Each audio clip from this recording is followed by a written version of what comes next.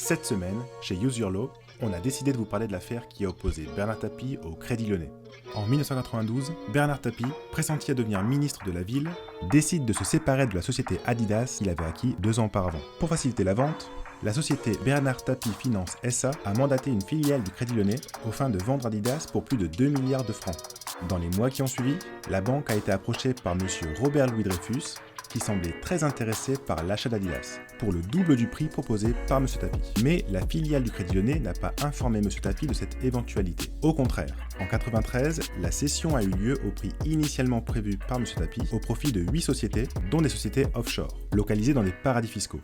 Or, le même jour, ces sociétés avaient déjà promis de revendre les parts d'Adidas à une société luxembourgeoise détenue par M. Robert Louis Dreyfus. Il s'avère également que plusieurs de ces sociétés ont acquis les parts d'Adidas au moyen d'un prêt consenti par la filiale du Crédit Lyonnais et qu'une clause de ces contrats de prêt prévoyait qu'en cas de revente des parts d'Adidas, la banque empocherait 2/3 de la plus-value. 2 ans plus tard, une seconde cession a donc été conclue pour un prix de 4,5 milliards de francs. Une opération très rentable pour le Crédit Lyonnais. Or, que dit le droit ?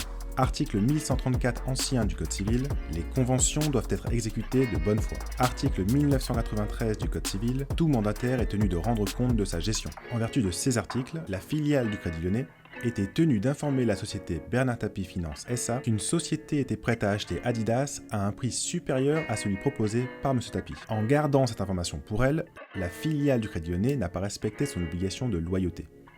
Article 1596 du Code civil, ne peuvent se rendre adjudicataires, sous peine de nullité, ni par eux-mêmes, ni par personne interposée, les mandataires des biens qu'ils sont chargés de vendre. Cet article interdit tout simplement au Crédit Lyonnais d'acheter le bien que Bernard Tapie lui a demandé de vendre.